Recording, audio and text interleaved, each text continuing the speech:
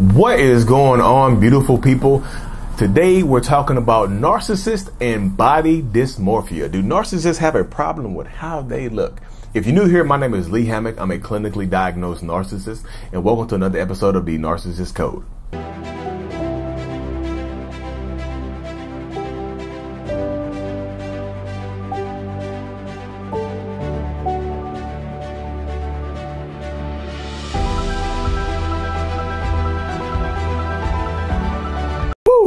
Yeah, welcome back, y'all. I don't know what it is, but that intro just gets me hype. I love it. It seems like some hero music. Like here comes the narcissist hero flying in to save the day. I appreciate y'all being here though, y'all. So narcissist and body dysmorphia. Y'all, body dysmorphia, narcissistic people, a lot of narcissists struggle with how they view themselves, how they look in the mirror and things like that. So if y'all are uncertain what body dysmorphia is, it is a mental health condition where a person spends a lot of time worrying about flaws in their appearance. Yes, even the narcissistic people, toxic people that you deal with on a regular basis, that always are looking at themselves in the mirror and just like, oh, I look so good. Look at my arms. Oh, look at my little beard. Look at my dreads. Everything is perfect on me. They are super insecure people who struggle with body dysmorphia. Because they're so consumed with their appearances, they are looking for flaws because they know that they are flawed people. They want to exude the aura of bodily perfection or body acceptance and whatnot, or facial acceptance, or being okay with how I look. But they're really super insecure people. You know what I mean? They notice their little flaws that other people might not even notice. Like they draw attention to things that people might not notice. It's just kind of like, body dysmorphia is kind of like the Streisand effect. If y'all don't know what the Streisand effect is, it's like when Barbara Streisand a few years ago, some people like they were doing like a study on They was doing a study about erosion on that beach, and I think California, right? Like how the sand was getting eroded by the water, and they filmed her house because it was on the beach, and she sued them because they filmed her house. Nobody knew about the project until she sued them, and they made the national news. So now more eyes were on it. Like she brought attention to something that didn't have attention to it inadvertently. You shine more eyes on it. And that's what a lot of narcissistic people do. They have the Streisand effect with themselves. They point your eyes towards their flaws by acting like the flaws don't exist. By trying to cover them up. Like, you might not even notice a narcissistic person is going bald. And so instead of just shaving it off or whatever, just dealing with it and just living their life, they'll try to cover it up like that. Instead, I got a bald spot right here. Instead of just being normal and being normal and living my life normally, I try to cover it up. And so now you notice, like, what's going on with your hair? Oh, nothing. You see, I brought attention to it. You don't know my stomach is sticking out, but I brought attention to it. Like narcissistic people struggle with how they look, and some of them, even if you think that they love themselves, and this is what some people don't. A lot of people struggle with putting this together right here. Even if you think that narcissist, toxic person loves themselves, they really struggle with how they look. They focus so much on how they look because they are insecure about how they look. They don't want you to see their flaws. Narcissistic people hate being flawed. They hate it. We hate it. I hate it. I will never see myself the way that other people see me. And I struggle with that. Even when people point out my good qualities, I struggle with that right there. I struggle with when people point out my good qualities or my shoulders or something like that. I don't think my shoulders look that good. I don't think my arms look that good. I don't think my legs look that good. It's always something nitpicking about my body. I think I feel fat. You 1% body fat. I know 1% body fat doesn't exist, y'all. Well, it might exist, but I feel so fat. I feel so bloated, whatever. But they look like the picture of like a Greek god or goddess. They look chiseled, but they feel fat. They don't see themselves how you see them, but they want you to see that. They want to exude this image that you see me this way. And don't look, if you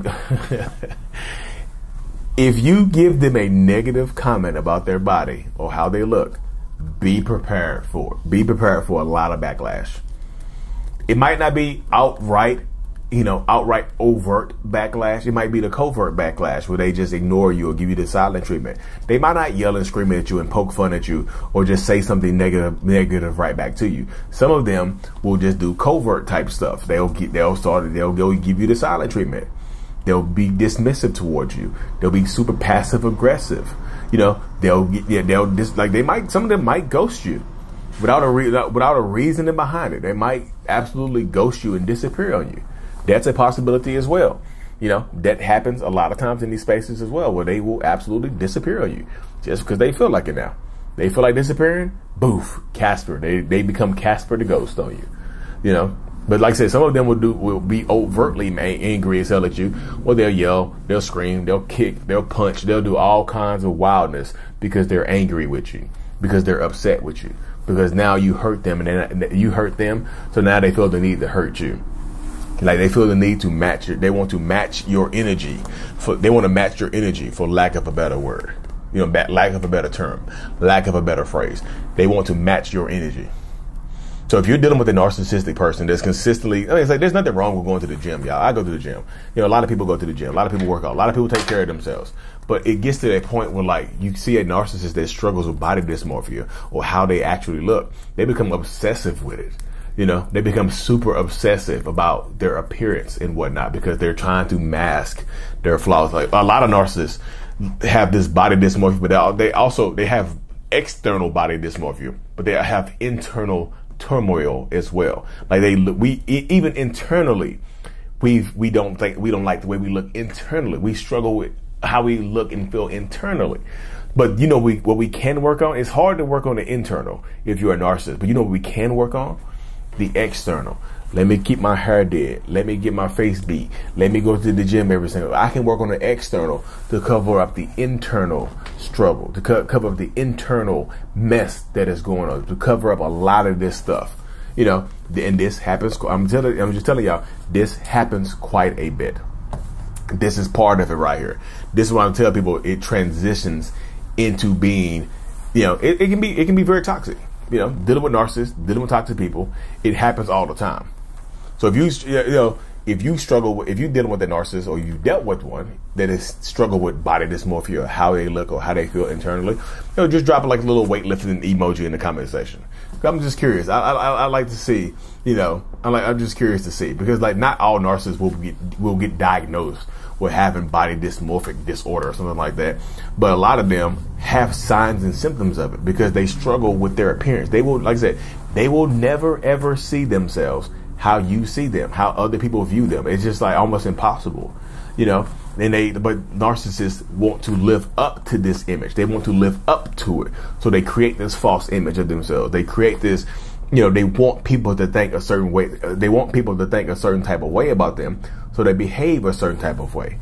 They try to look a certain type of way. If I can look good externally, you don't know what's going on inside. If I can put a smile on my face externally like this, you see I'm smiling at me. I'm smiling, it means I'm happy. I can mask the inside, you know what I mean? So this happens quite a bit when you're dealing with toxic, narcissistic people. The struggle is real, y'all, and you can't, like, no matter how many compliments you can give them, like, the closer, I'm going to say this, the closer you are to a narcissist, the less your comments, the less weight your comments have, your compliments have. The less weight your good, the way you talk, the less weight the good stuff you say about them has. Like, it's weighted so little. It's like the closer you are, the less they give you. So as far as this is concerned right here, and this keeps happening. This happens quite a bit. It's like when you give a narcissist a compliment, it almost seems like it doesn't mean anything to them. But if it's somebody else, a stranger, compliments the exact same thing that you did, they act all giddy and just outrageously crazy. Like, oh, hey babe. Like if you say to them, hey babe, I love that shirt you have on. They're like, oh, it's only a blue shirt. I got this blue shirt from the trash heap, from the Goodwill down the street. Like, it's nothing special about this shirt. Thanks, I guess. But there's somebody else in public where to comment on that shirt, like, hey, I like that blue shirt. It's a very nice color blue. Wow, really? You like this shirt? You see, it feels better coming from other people outside the circle, because it becomes like this arbitrary type of thing. Like, your compliments are supposed to be here. They're hidden. They're supposed to be here. Your compliments are supposed to be a constant in my life. So they're going to feel a certain type of way. So if you're dealing with a narcissistic person that has this struggles with their image, struggles with how they look, this is going to be part of your life dynamic, right? Your life space that you deal with, that you go through. You know, they're always going to take out their flaws, the flaws that they notice. They're going to mask with stuff on the outside, you know, but on the inside, it's going to be terrible. The inside looks a little rough. The inside is going to be tough to deal with in these circumstances, in these situations, you know. But anyway, y'all, thank y'all for making it to the end of my vid. You made it this far. If you haven't already, make sure to check out the Self-Love Journal on Amazon. Lee Hammock, I Love Me, a Self-Love Journal. And I'm out. Thank you so much for making it to the end of my video. You are a mental healness rock star, and I appreciate you for being here. If you haven't already, make sure to click on the screen to subscribe to the channel and watch another one of my videos in my playlist. There's also a link available up here for you to purchase my kids' book, Remember It's Not Your Fault, on Amazon. So check that out. Thank you. I will see you in the next video. Peace.